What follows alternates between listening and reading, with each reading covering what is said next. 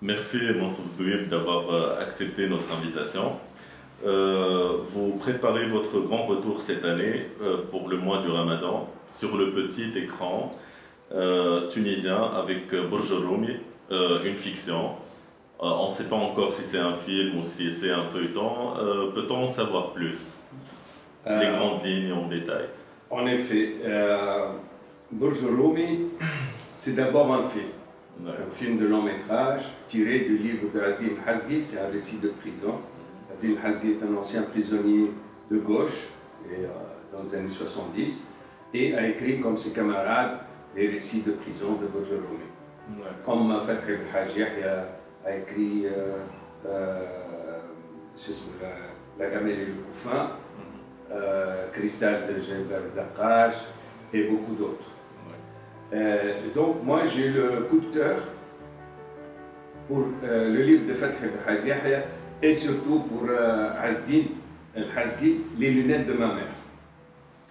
Je l'ai trouvé très proche de moi, c'était la période où je vivais moi-même à Sfax et c'est quelque chose qui m'a interpellé. Mais, cette période elle est très riche, très riche, des années 70, riche en culture, riche en politique, riche en dissidents, où la jeunesse de 68 en fait se posait d'abord la question fondamentale et après l'indépendance, qu'est-ce qu'on va faire?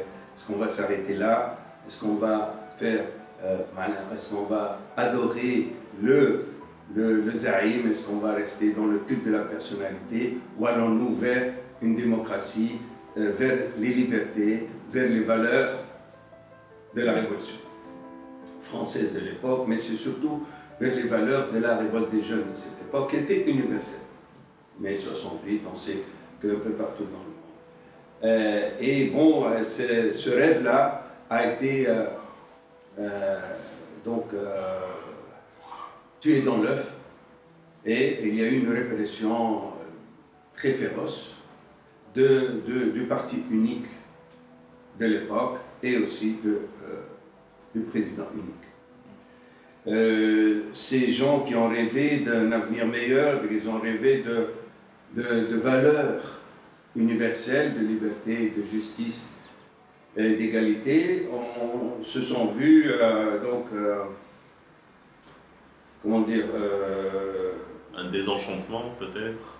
Avant le désenchantement, une grande répression. Répression déjà. Ils ont été arrêtés, torturés. Il y a eu même un tribunal d'exception,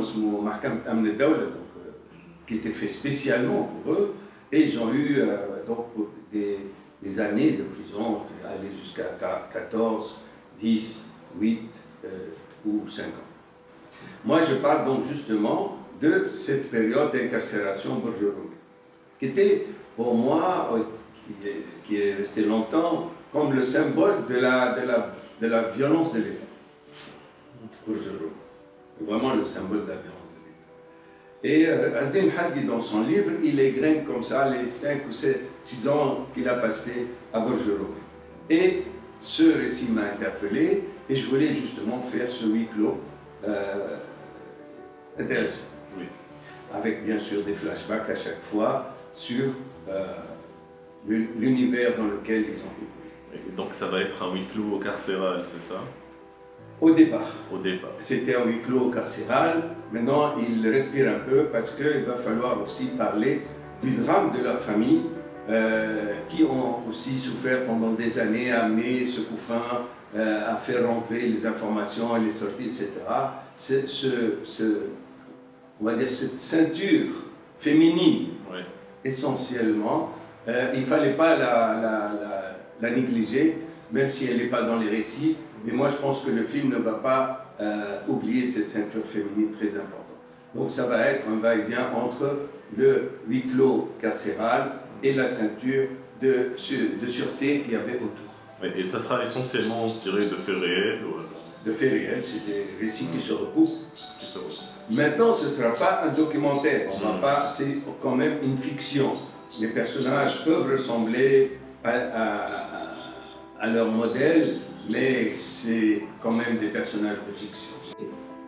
C'est les acteurs, parce que moi j'ai quand même... Le casting, justement, Le casting. j'allais vous le dire. Un très intéressant le casting, parce que... Qui est déjà fait. Il est déjà fait. C'est Déjà bon, fait. bouclé. Alors mes prisonniers sont tous nouveaux. Tous. Il n'y a pas une tête, peut-être un ou deux. Mais tout le monde vient du théâtre, vient de ces ateliers de théâtre. De chez Jaib, de chez Jbel, de chez ou de l'Issad. Parce que les prisonniers à l'époque, ils avaient quoi, 22, 25 ans, quoi. 26, c'est ça. Bon, et les acteurs internes sont dans une génération de 40 en ce moment. Et là, je me suis bien amusé à faire ce casting. Et ils sont là, même si le feuilleton a été décalé, ils sont toujours là. Parce que quoi qu'il arrive, qu'on fasse le film et le feuilleton, que le film tout seul, c'est la chambre D et la chambre D à faire cette tâche. On va parler de 16 prisonniers qui sont les mêmes.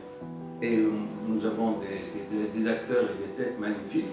Et nous répétons tous les dimanches pour faire ce film d'une manière... Aussi, au niveau de l'équipe technique, nouvelle aussi, il y avait chef opérateur Lilia Selemi, qui débarque, qui a un CV magnifique. Sousan Baba en assistant. Voilà. Non, des gens neufs, des gens nouveaux. Hein. Une grande place à la nouvelle génération. Oui. Que ce soit exactement le rêve, le rêve qui était à ce moment-là. Si on ne le fait pas maintenant, maintenant on est à... Ce sont des jeunes qui, à l'époque, rêvaient sans avoir les moyens de rêver. Aujourd'hui, il faut vraiment rêver un film avec des gens neufs et qui, on n'a pas les moyens de notre rêve. Déjà, on a un problème d'argent, c'est clair. Parce qu'on n'a pas derrière ni le yaourt, ni le macaroni, ni rien. Qui probablement ne sont pas solidaires ce genre de film, ni peut-être de la gauche, hein, qui a une sale réputation.